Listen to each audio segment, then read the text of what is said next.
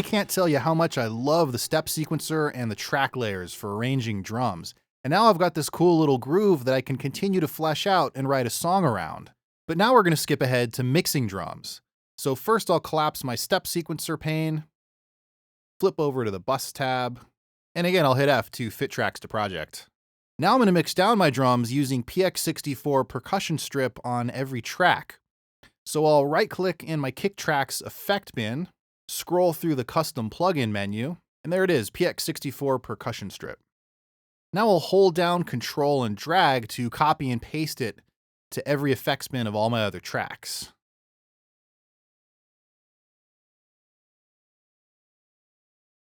PX-64 Percussion Strip is really like having 7 effects in one because it's a channel strip designed specifically for mixing drums.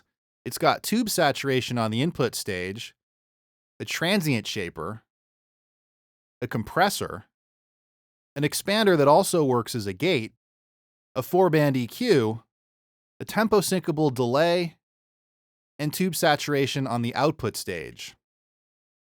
On top of that, the 5 inner modules are freely routable via drag and drop. This makes the percussion strip not only really flexible, but also really easy to use. Speaking of easy to use, PX-64 has a built-in help system. If you're not sure what a particular control does, click it, and the plugin will tell you what it does over in the parameter window. And this goes for every control in the plugin, so if you've ever wondered what a compressor's threshold does, now you know. Before I get mixing with the PX-64, I'm going to turn on waveform preview back in the track view. First, I'll quick group my tracks. And now that they're grouped, you can click the waveform preview button in any of the tracks to turn it on for all of the tracks. Waveform preview is one of those underrated but really cool features. It's basically a pictorial representation of what the waveform would look like on an instrument track or a bus if you were to print it to audio. It'll also show you if and where you're clipping, but I set up proper gain staging in this project earlier, so I shouldn't have that problem. Now I'll solo the kick right from PX-64 itself, and I'll get to work right away on the transient shaper. You can use it to increase the attack or add punch to a sound. Or you can do the opposite and give a sound a softer attack. You can also affect the decays, meaning you can basically add or subtract room tone from a sound. You can also affect the color of the transients. This one's for the decay, and this one's for the attack. And the weight control will give you a fatter or a thinner sound based on how the color is set. Next, I'm going to dial in some compression. PX-64's compressor is really easy to use. As you can see, it's only got 2 knobs, threshold and ratio. So all you have to do is set your ratio, and then turn the threshold to the right for less compression, and turn it to the left for more compression. Attack, release, knee, and makeup gain are all going on under the hood. Now I'm going to go down to my expander and use it as a gate. So to make it a gate, turn the ratio all the way to the right. You can hear the difference already. A lot of that room tone and ring is gone. Here it is before,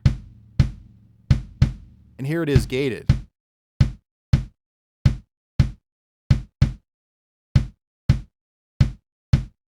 Now I want to add some EQ, but I'm going to drag and drop it so that it's at the end of the signal path. The first thing I'll do is grab my high pass filter, set it to around 8K, and turn it down by about 6 dB or so, just to kill those ultra high frequencies. Now I'll grab my low mid band, and I'm going to try a vintage curve and sweep around a bit, maybe for some low mid offending frequencies. Actually, I'll change it to classic to narrow the Q a little bit. That sounds pretty nasty. I think I'll turn that down by 3 or 4 dB. Now I'm going to add a little low end. I'll grab my low shelf filter, set it to around 70 Hertz, and boost it by a couple dB. And do a little A-B comparison. This is before PX-64, and with PX-64 turned on. but I still hear a resonant ring that I want to get rid of. Now the PX-64's EQ is more of a broad stroke brush, great for adding color and changing timbre. So for a surgical job like this, I'm going to use the Sonitus EQ. This is a 6-band, fully parametric EQ. Each band can be either a bell curve, a high pass or a low pass filter, or a high or low shelf. So I'll grab one of my bell curves. I'm going to narrow down the Q a bit first, then turn up the gain and search for the resonant frequency.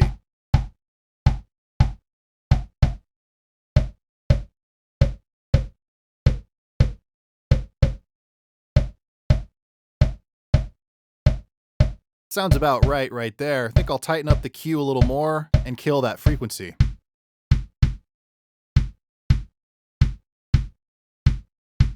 So check it out before the EQ and with the EQ. Now I'll right-click in the effects bin to bypass all the effects on our kick track. And now unbypassed with the PX-64 and Sonitus EQ back on.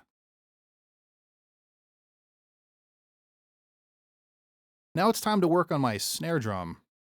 So I'll open up its percussion strip, solo the track, again from the plugin, and I'll drag the transient shaper to the front of the signal path. The transient shaper's decay can add a ton of room tone,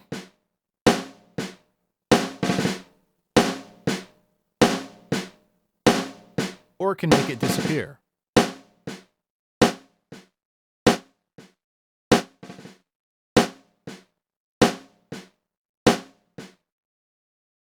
Now the color control on the transient's decay really brings out the sizzle in the snares, or you can pull them back.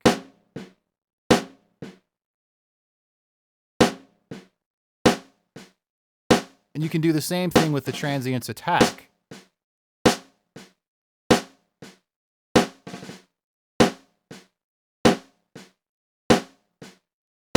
I'm going to go for a slightly darker attack with a crisper finish. Now I'm going to EQ the snare. So first I'll change the low band to a high pass filter and set the frequency to about 120 Hertz just to get rid of any low end rumble. Next I'll grab the low mid band and just do a quick search for some low frequency garble.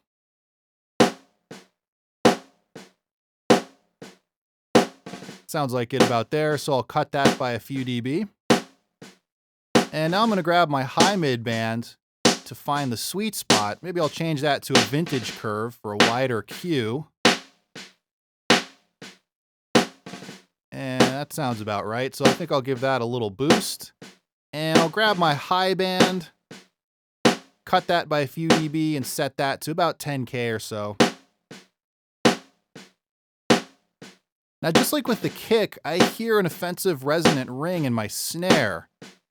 So I'm going to insert the Sonitus EQ here as well. Again, I'll grab one of my bell curves up the Q, pull up the gain, and search for the frequency that really stands out when you boost it.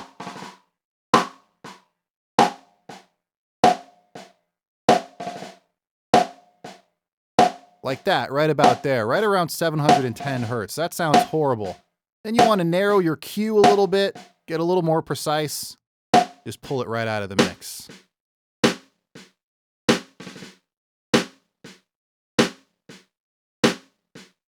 Next, I'll add a little compression to the snare drum. I want to do some light compression, so I'll set the ratio to about 1.5. And again, turn the threshold to the left for more compression, and turn it to the right for less compression. That sounds about right. So check out the snare without the PX-64 and Sonitus EQ, and with the two plugins.